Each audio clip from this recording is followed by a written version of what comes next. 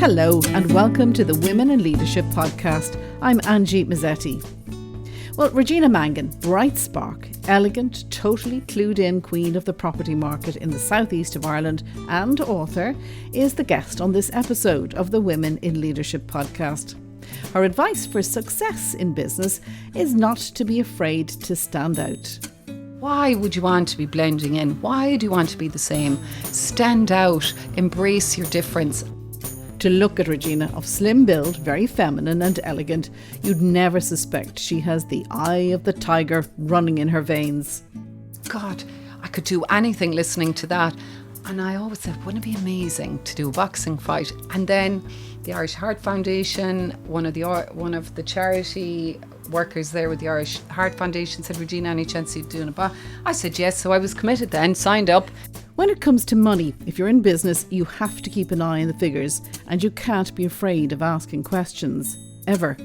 I've always been the type of person that doesn't mind asking the stupid questions, so it doesn't bother me. So I've learned through drilling through numbers, asking questions over the years.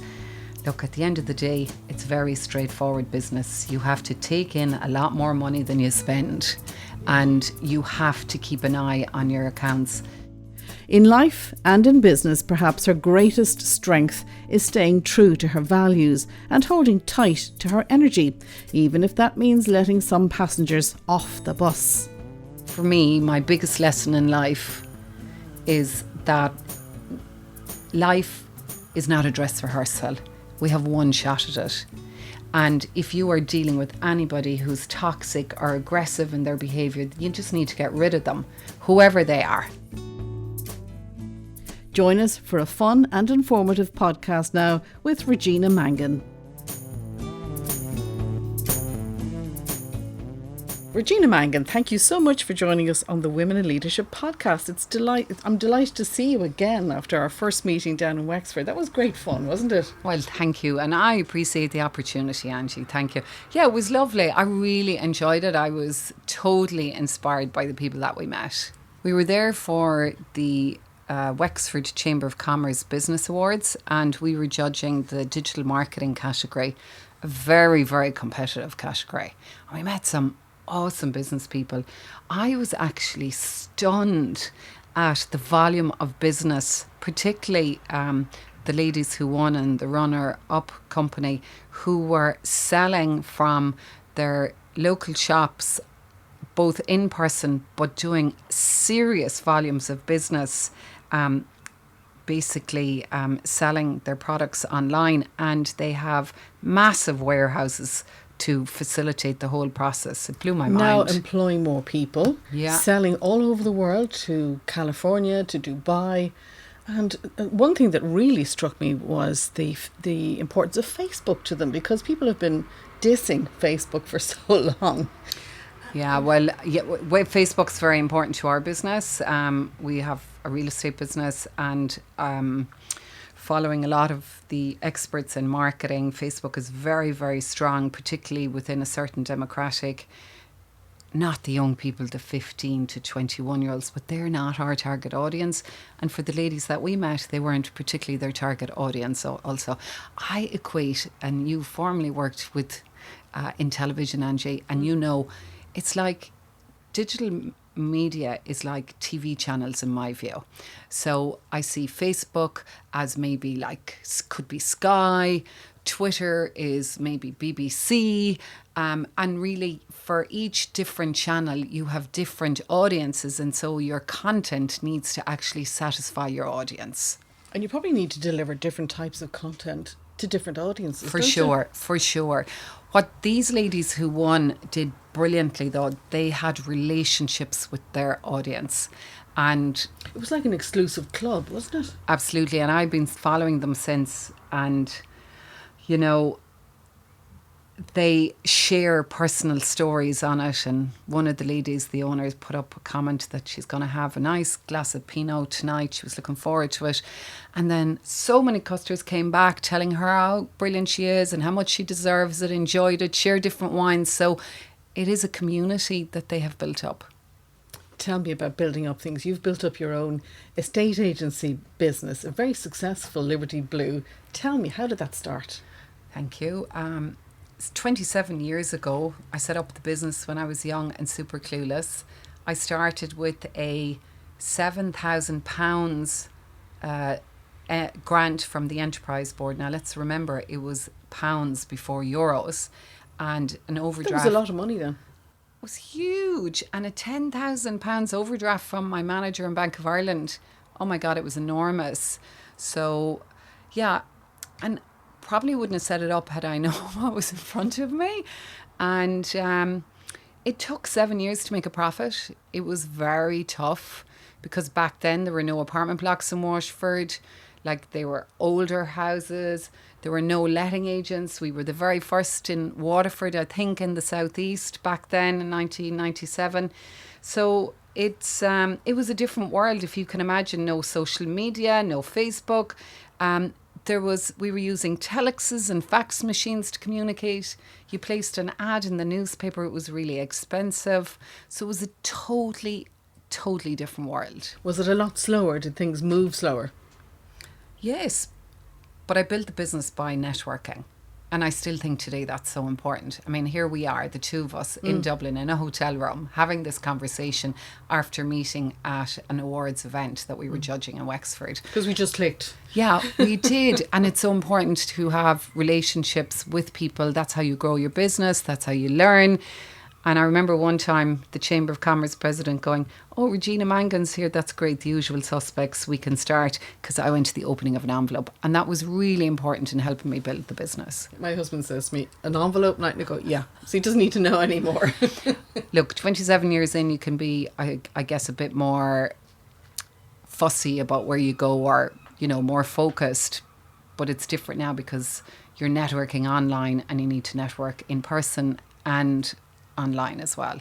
But some people are quite restricted to where they can move, or they're very busy and they really don't have time to go and meet you. So it must be great for them to have Facebook, to have the website, to have social media. They can just in and out, dip in and out. Yeah, and look, marketing is something that I've always been passionate about. So in the first 7 years when I struggled in business, I did marketing for hotels and ran events and golf classics, even though I didn't play golf, because my mother always said to me, I grew up on a farm, and Mammy always said, look, always pay your bills. The two things she drilled into me: always pay your bills and always have insurance.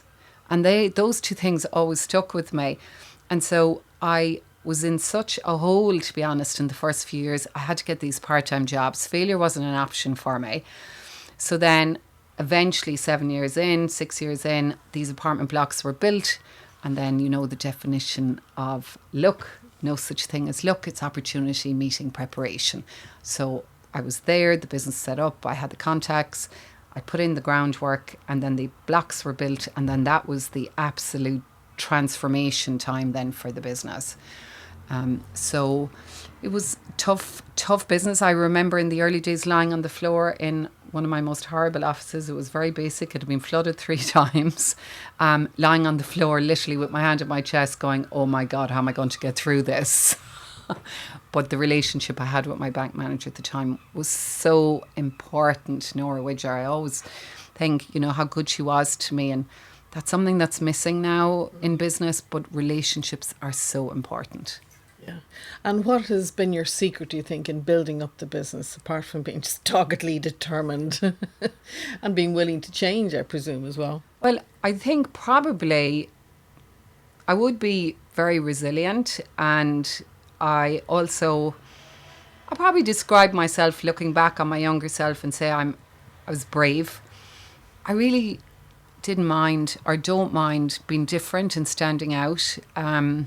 In fact, I think blending in is boring, and that's always been my mindset around marketing. I remember entering an awards one time for Liberty Blue when we first set up, and when I said to the marketing company, I said,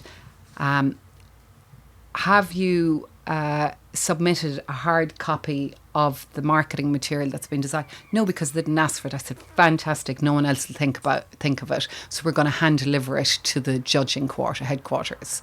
It's just that extra, right? I just think it's so important. And it is brave about being prepared to stand out, because so many people want to blend in. Yeah, and I say that to students when I go into the institute, which was the Institute of Technology, the university now in the southeast. SETU, why would you want to be blending in? Why do you want to be the same? Stand out, embrace your difference. I mean, when I first set up in business, when I used to go to the budget breakfast every single year, because I wanted to learn what was happening, I wanted to create content. You couldn't put out the content back then like now, because we didn't have social media, but I want to be able to have intelligent conversations with my clients, do interviews in the newspapers, talk about what's happening in business, how will that impact property. But I was only one of a handful of women at the event, and I made sure I wasn't wearing a dark suit. I made sure I had my red suit on. You know, if I had if yellow suited me, I probably would have worn that. But, you know, don't blend in, stand out, embrace your difference. You know, that's what I say. Does it help people trust you more? Because they see you around, they've seen you at events, they know you, they've seen you've been around in business a long time. Does that help build trust? I think it's one element of building trust. Trust is earned, and you have to earn trust. My reputation and my business reputation is everything to me. My word is my honour, and that has to be, and we in the book that I wrote, our business, the backbone of our business is our values. And one of the things is that we always do the right thing. Now, the right thing isn't always the most commercial thing to do. And, you know, we take pride in what we do. So it's a very clear compass for how we do business. I was asking John, my colleague, earlier, I said, John, what does it mean for you as our general manager for the last year and a half with our values? Give me an example of how the values make your job easy. Oh, I said, listen, it's so easy. He said, for example, the time that he showed this lady an apartment in Waterford, in probably not the most savoury part of town. Gorgeous apartment, very good, very well priced. But he rang me after and he said, listen, she's only in her 20s, that lady. She's placed an offer. She wants to buy it. I'm a bit worried about her personal safety. And I said, right, what do you think you should do? Because I'm learning as a leader, you can't be telling people what to do. They've got to figure it out themselves. And he said, I think we should tell her that it's a bit of a rough area, because look, in terms of we're working for the client who's the seller, we will sell it to an investor. Is she the right fit for it? I said, John, what do our values tell us? We do the right thing. What do you think? So the right thing, I said, 100% I agree with you. He rang her and she said, no, I've lived in rougher places. My uncle warned me, my dad warned me. I'm happy with it. Wow. He said, that's fantastic. Yeah. And she said, I really appreciate you picking up the phone. He said, on reflection, he said, if you were my sister, he said, he always says that the advice we give is the advice we would give to any family member of our own. Right? Makes a huge difference, yeah. Yeah, so look, trust is earned. I actually love your book. You very kindly gave me a copy of it. Liberty Blue. It's a lovely name, by the way, your company. I'm going to come back to that in a minute. But how to build a smarter, faster, better estate agency business. Where did you find the time to write the book in the first place? Well, if I could explain the name before I tell you that, if it's please, okay, yeah. Because our tagline in business is smarter, faster, better. We work with an amazing marketing consultant, and I always say surround yourself with really good people. Paula Ronan came on board for 3 months 10 years ago, and she's freelance, so she works for us as a contractor, but she helped us come up with that. Smarter really being working smarter. We're not saying we're smarter. It's about finding smarter ways of doing things. Faster is about being in front, being innovative, and better is we want to be better than we were previously. And I'm obsessed by continuous improvement, you know, and you know, I want to be better than I was 6 months ago, a year ago. I want my team to be better. And so that is our business tagline.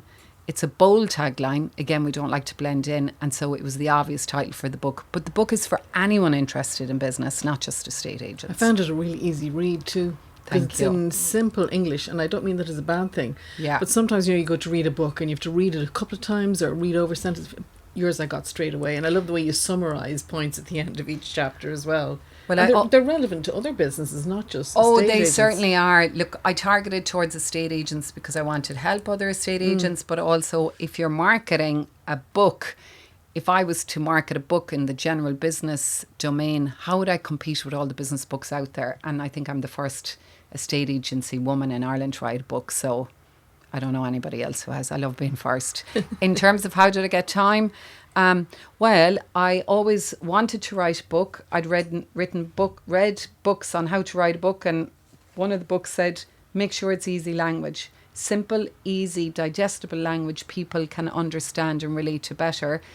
You certainly succeeded there. Thank you. And I was at a conference November the year before last, and there was a company there called Right Business Solutions. And my mentor, Sanjay Gandhi, introduced me to them. He said, sign up to them, do it now, I challenge you. So I signed up there and then. I agreed that I would have it done for 12 months later for my son's birthday because I love deadlines. I'm obsessed. Me too, yeah. So I had my deadline, and then I'd signed up for it. I paid the consultancy. I was working with them, and so I had to do it. And last year was a really tough year because I had a key person out for 5 months on compassionate leave. And it was our biggest year in business. So it was a big pressurizing year, but I decided I'd do it, and my best time is in the morning. So I got up at 5, wrote in the morning, and that's how I did it. And I set myself deadlines, and it wasn't easy, but I was very pleased to get it done. Yeah, great, well done. I'm really impressed with the way you take a challenge and you go for it, because I was reading about your boxing match. Oh, yeah. Now, anybody who hasn't seen you, you're slender, tall, elegant. You were the last person I could ever visualise as a boxer. Why did you do it? Well, thank you for Tell those me all lovely about compliments. it. It's fabulous. I had always wanted. One of my favourite movies was Rocky. Da-na-na. And oh my God, that music is so motivational. Running up the steps and listening to it, like I'd often feel, God, I could do anything listening to that.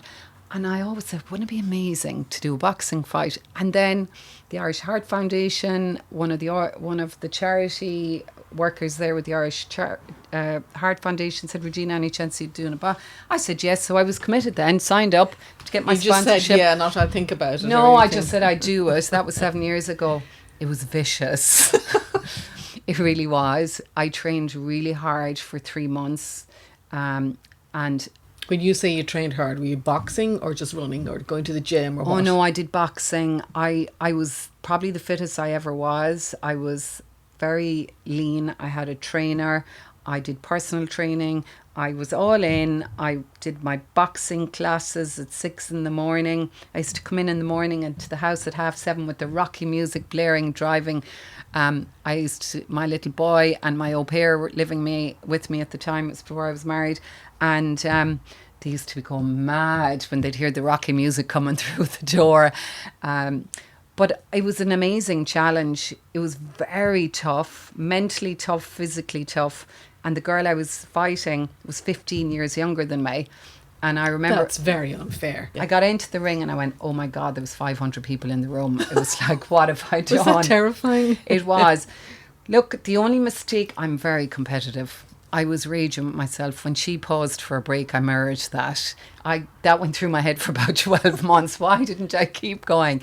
Anyway. Go for the kill, kind of. You didn't. I lost by whisker, but it was fight of the night of the 15 fights. So that's... And you probably raised a lot of money for charity, Loads of money, yeah. It was great. It was great. Look, it's great to do something gritty. Yeah. I'm going to come back to something that you talked about earlier on, because I was very impressed. In chapter 2, you talked about your values and your mission. And I know you've talked a little bit about it already. But do you think, I think so many businesses come to that kind of as an afterthought. When was that kind of crystallised as kind of the most important thing for you?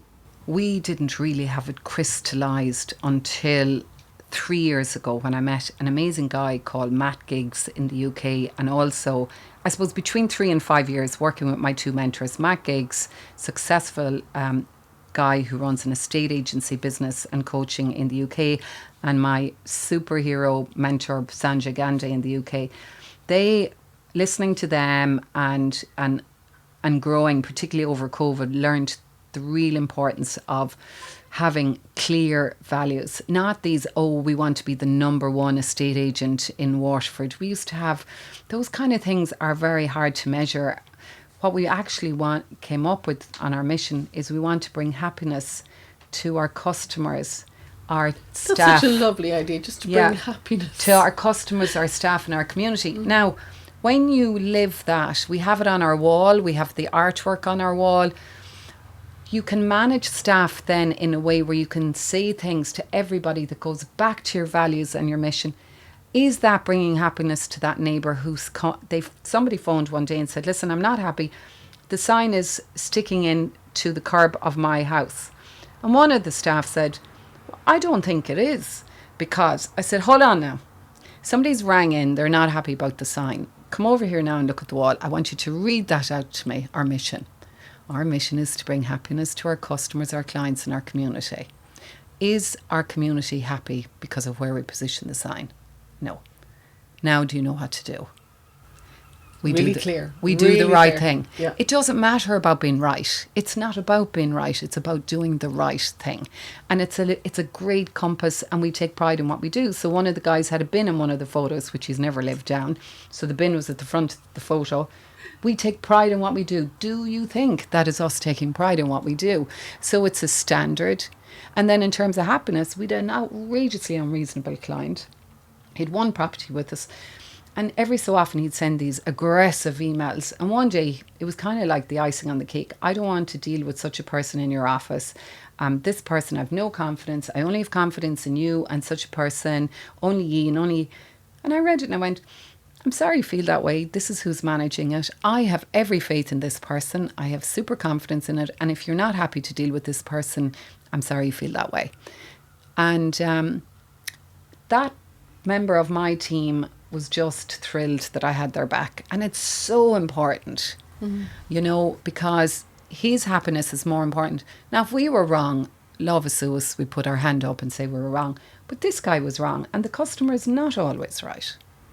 Is this what you were talking about, letting people off the bus? Absolutely. Explain that to me. I believe that our energy is everything. And I know this because in the past I have been subservient to clients that have been outrageous in their behaviour. And for me, my biggest lesson in life is that life is not a dress rehearsal. We have one shot at it. And if you are dealing with anybody who's toxic or aggressive in their behaviour, you just need to get rid of them, whoever they are. And that includes clients. So we just don't have clients like that anymore. And it's funny, when you have really good clients, it's like the law of attraction. You get more good clients and you know what good looks like. Like Maria said to me, this lady was on the phone there the other day looking for valuation, and she behaved quite aggressively on the phone when Maria asked her a couple of questions. They were her issues. I said, Maria, they're her issues, they're not yours. What's wrong? And she said, well, she mentioned your name. And I said, that doesn't mean anything. It's very simple. Our mantra is, we're not for everyone. And that's great. There's great peace in that. Yeah, and it takes a lot of trust, because you need to think, well, there will be other clients. If I lose this one, someone else is going to come along and get on the bus. Well, do you know what? We love working with great clients who value what we do for them. And like, we had a meeting with our biggest client this morning who's absolutely delighted. They can give us feedback. We'll adjust accordingly. But they're great to work with and they get what we do. So that's the way for us now. And so we don't have clients like that anymore. And for that matter, staff, you know, this is the direction we're going on. You know, our brand personality, we're straight talking. We do the right thing and we love to innovate. So somebody who hates change would have no business on our bus. When you say innovate, what have you done recently that's innovative? Well, innovation doesn't always have to be big stuff. It can be small stuff. Look, somebody complimented our QR codes on our for sale signs. Okay. all our signs now are bilingual. We have them in Irish, Oscuilga, agus Osberla. So we have a farm for sale in West Waterford. It's all, in Irish on one side and English on the other. People really appreciate that, even if they don't have the language, the Changa. Yeah, so they're in our innovations, but we love to stand out and we want to embrace our culture. 7 years ago we went to a prop tech conference and saw the innovation within one of the UK estate agents' office that we met. I was blown away, and that set a very clear vision of how I wanted the business to be. So over 4 years we went through a massive transformation.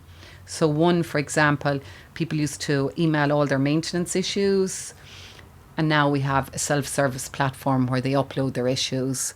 It's in 40 odd different languages. There's video tutorials. The contractors upload the progress on the work. And that's it.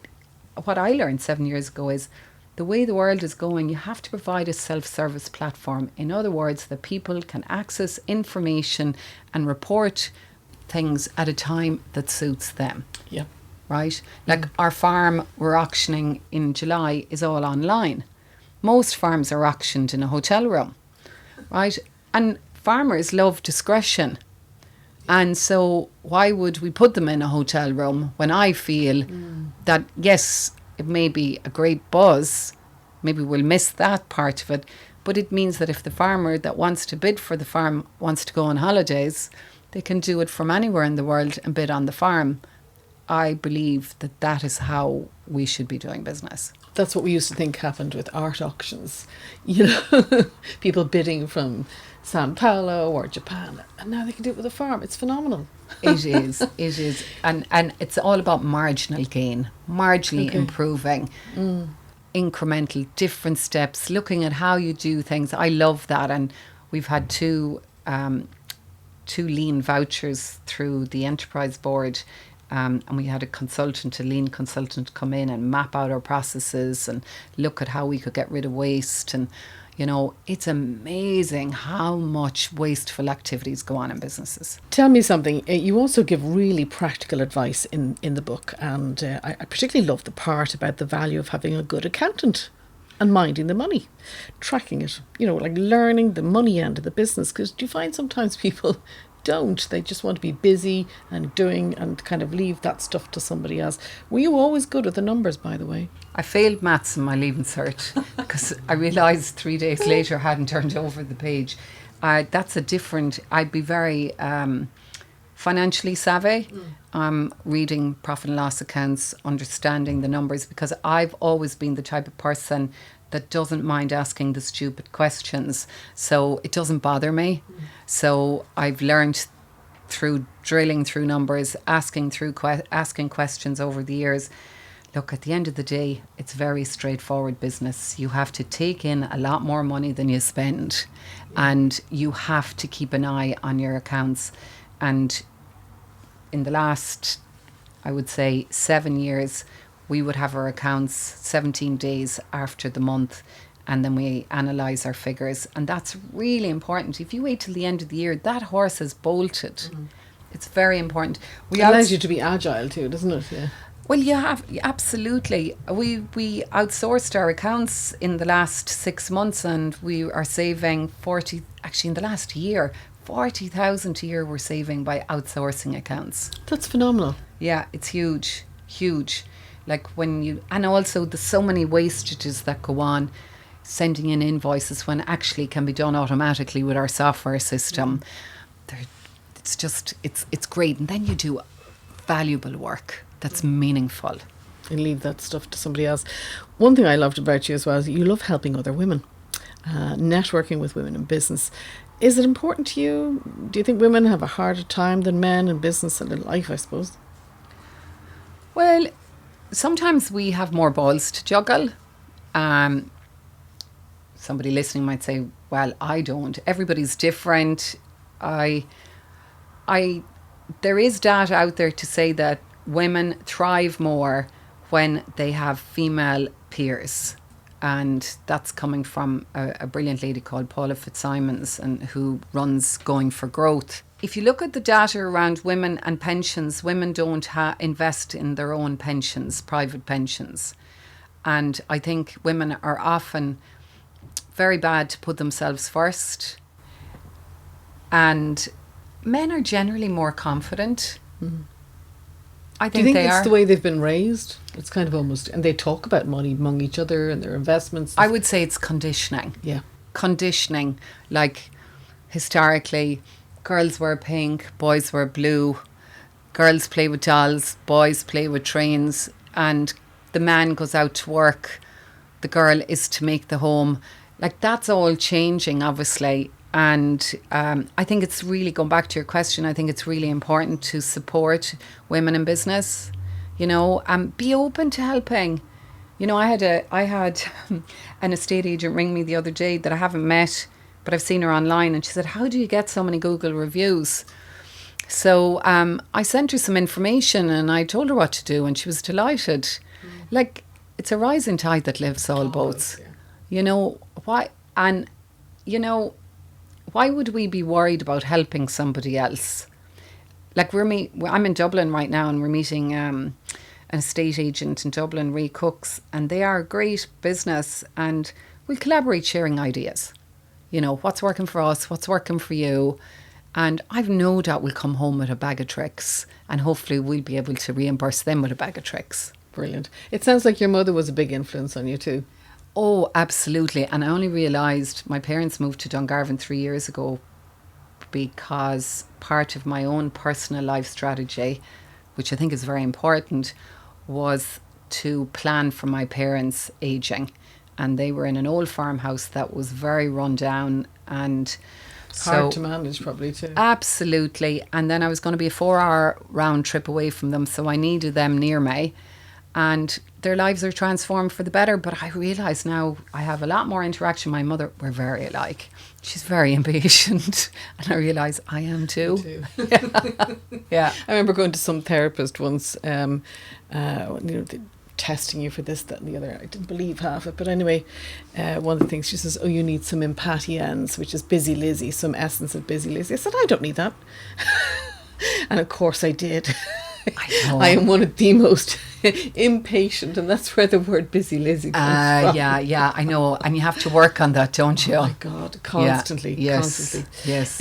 You talk about sustainability of the business, and I think that's really important. A bit like your life strategy with your mum and dad as well, you know, deciding what type of customers you want, and it all sounds very brave. Do you think we can choose who we want as a customer? I know we touched on this a little bit earlier. Yes, I think you have to. Yeah. Why? Why should we do that? Which it's a bit like getting on the bus or getting in the car in the morning. If you don't know where you're going, how are you going to get there? So, like, you're not going to go away for the weekend and just go with a randomer. Why? Like, we spend so much time at work. Like, the other thing is we need to enjoy it and we need to have some fun.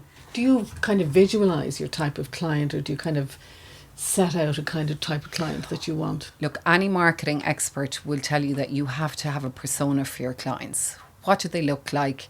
Where do they hang out? What's their income bracket? Because we cannot be everything to everybody, right? You're going fishing for salmon, you're not going to be looking for hake. You know, it's what do you want? I mean, I'd like some property owners who want to buy 1 and 2 properties for their pension. I know that they're most likely between 45 and 55. I also want them to appreciate the value of a really good agent. If they don't, they're not the right fit for me. And I appreciate the longer you're established, you might say the easier, but sometimes it's not all about the turnover. It's about the profitability. There are businesses with a lot smaller turnover doing a lot better than some companies that have huge turnover. You know, it's to decide the life. And success is such a subjective thing. Success is about living, for me, a happy, healthy life where I'm financially very comfortable and that I am planning financially for my future, because I do not want to be poor when I'm old. It's not a nice place to be. Before we wrap it up, can you tell me, what are your 5 pearls of wisdom? It can be about anything, about business, life hacks, anything like that. Well, I think number 1, and maybe this is where women are not as good at this, is we are the pilots of our own plane, and we really need to take care of ourselves and look after our health, look after our well-being, our mental and physical state, because then you're ready to deal with everything. If you're half dead, and how many women say, I have no time to get my hair done, I have no time to do this, I have no time. You have to make it a priority to eat well and look after yourself, health. I think love is very important for happiness. That is a proven scientific fact. Whether that's love with a partner, love of your siblings, love of your parents, and friendship, the same thing. So I think being a pilot of your own plane, looking after yourself, love. Self-love, I presume, loving yourself enough, yeah. Oh, you have to love yourself, because it's when you don't love yourself enough and have enough respect for yourself that other people then will not show you respect. So I think you have to have that before you can, I suppose, set boundaries. I think it's very important in business to have a plan and to be strategic. In other words, know what you want to achieve, what is that for you and what is good, and then all activities should be aligned to that plan. So it's focused. I think preparing for financial health, I think, is really important. As I understand, I used to be on the local enterprise board evaluation committee for business for 5 years. There's a lot of people that are working and not planning for their future, small business owners who aren't setting aside a pension, who aren't looking after their future really financially. I think that has to be a priority. Really, really important, because you're not going to be able to live on the old age pension of €200 or whatever it is. And I think surround yourself with really amazing people, whether that's friends, family, smart people in business, mentors. Having a brilliant mentor on an ongoing basis over 27 years is probably the one secret sauce that I've always had. Because if I am in charge of bringing in the knowledge, that will limit me and limit my business. And it is about continuous improvement, in my view, in all elements of our lives. Goes back to what you were saying about working smarter as well, doesn't it? Yes. Totally does, yeah. Best piece of advice, I know you got some really good stuff from your mum, but what's the best piece of money advice you ever got? I strongly believe it's all around my pension, because, I speak to so many women, particularly, who are even in their mid-50s and a little bit older, and they've nothing set aside. They're saying, okay, it's my business.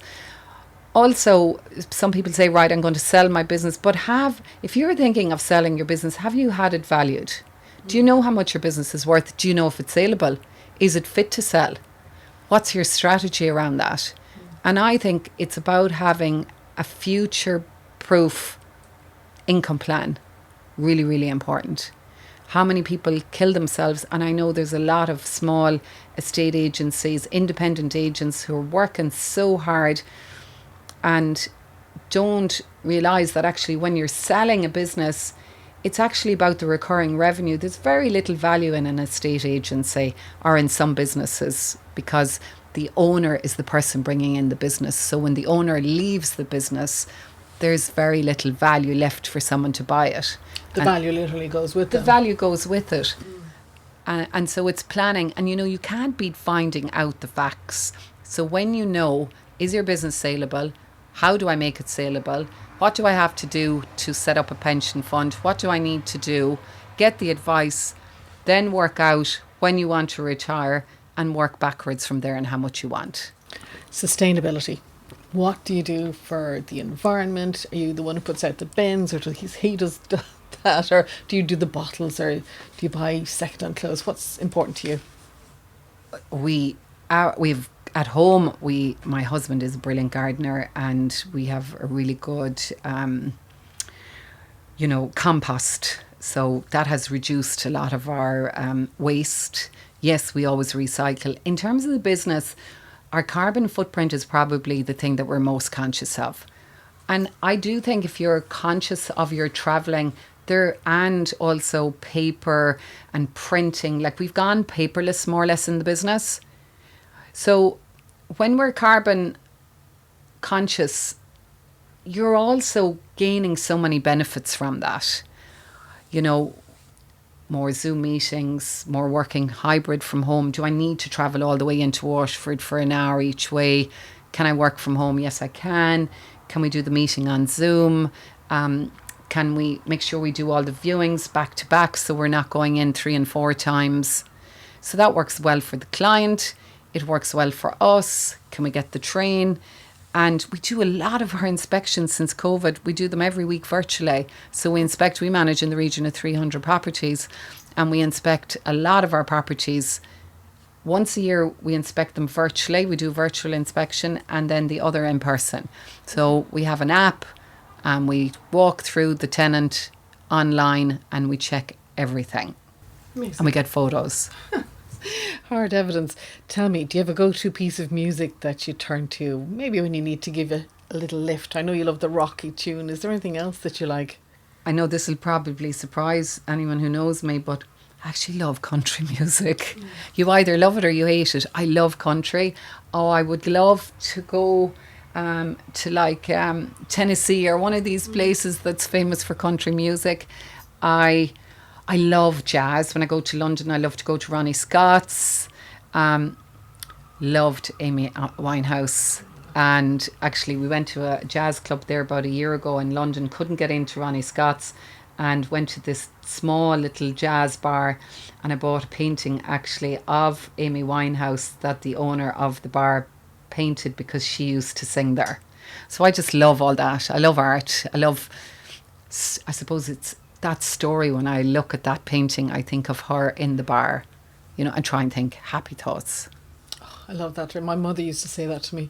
Think happy thoughts. Yeah, it's really, because it's so empowering. It means you can choose your thoughts, because some Yes. people get so overwhelmed. Yes. Well, we all do at times, but Yes. you know, that idea that you can choose your thoughts. Yeah. So thank you for sharing all your wonderful thoughts, Regina Mangan. It was brilliant listening to all you had to say. Best of luck with the business. Best of luck with the book. Thank you so If much. anybody wants to buy the book, which I would highly recommend, it's a really easy, good read with lots of really useful information. I appreciate that. You Where can can they actually, get it? if you Yeah. go to the libertyblue.ie website, and on it you can order a book, which is it from the book centre in Waterford, or you can download the Kindle version. Good. And you asked me about Liberty Blue name. Yes. I want to Yes, just finish on please. that. When we decided to rebrand, our previous name was Book a Room. When I set up the company, that's what I called it, because we were going to book rooms. The company evolved. Liberty, after the recession, we said we'd expand into sales, from rentals to sales. And Liberty is the Statue of Liberty. And when you look at that strong woman, I think that Maria and I felt that encompassed what we were about. And blue is the colour of Waterford, the Dacia. And Liberty Blue is a really strong name. I also wanted our signs. I visualised our signs beside the big companies. I actually used to always benchmark it against Savills and say, if our sign was beside Savills, would we look as big as them? And so lots of people have asked us, are we a franchise as well? So there you go. That's our story. And we have a ladybird on our sign, because the ladybird brings luck and abundance wherever she goes. Well, the best of luck to you, and thank you so much Garth again. Míle Magadh. Thank you. My thanks to Regina Mangan, their author of How to Build a Smarter, Faster, Better Estate Agency Business. Her business, Liberty Blue Estate Agents, are based in the southeast of Ireland. Thanks for listening, and please share the podcast. It's available on Spotify, Google Podcast, Apple, and a few more. And of course, the full back catalogue is available on the website womeninleadership.ie. You can also find us on Twitter and LinkedIn. Until the next time, from me, Angie Mazzetti, and all the team on the Women in Leadership podcast, goodbye for now and take care.